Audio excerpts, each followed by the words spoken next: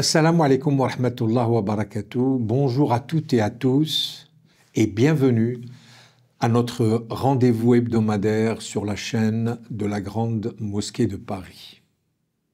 Voici un mot qui résonne en moi comme une promesse et une énigme, l'Europe.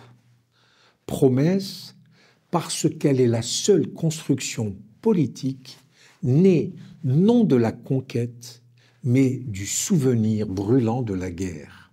Énigme, parce qu'elle hésite encore à se penser comme force morale et non simple gestionnaire d'équilibre très fragile. Et je m'inquiète, pas seulement pour elle, l'Europe, mais également pour l'humanité tout entière.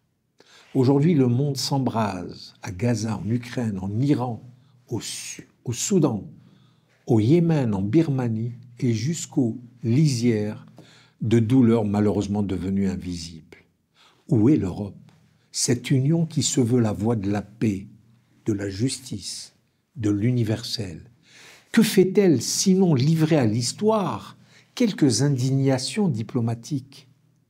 Ce n'est pas, je vous le dis, un réquisitoire, mais un appel à la responsabilité.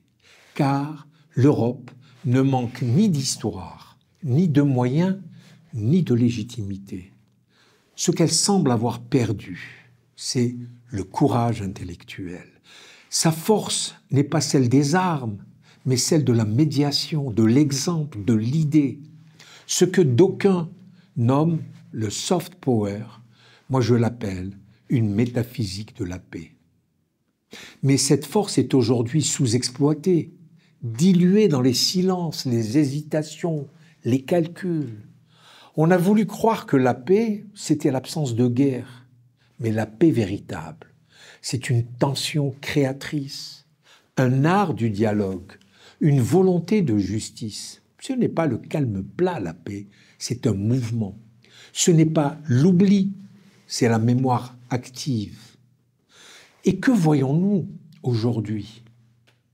Malheureusement, une Europe frileuse, technocratique, qui gère plus qu'elle n'ose, qui regarde les tragédies aux portes de ses murs sans les nommer, qui tait les crimes, relativise l'inhumain et croit que l'économie réparera ce que l'éthique abandonne. Et que voyons-nous aujourd'hui? Une Europe frileuse, technocratique, qui gère plus qu'elle n'ose, qui regarde les tragédies aux portes de ses murs sans les nommer, qui tait les crimes, relativise l'inhumain et croit que l'économie réparera ce que l'éthique abandonne. Or, le politique n'a de sens que s'il est prophétique, non au sens religieux, mais au sens où il ose annoncer, imaginer, désobéir à l'injustifiable. L'Europe peut-elle encore être ce prophète désarmé mais lucide? Cela suppose de sortir du confort des compromis et de replacer l'humain au centre de tout. Elle en a les clés. Elle est mémoire des Lumières, héritière du dialogue des civilisations, du legs arabo-musulman, juif, chrétien, laïque. Elle a transformé les armes en traités. Elle peut, si elle le veut, redevenir un espace critique de la pensée, une puissance éthique.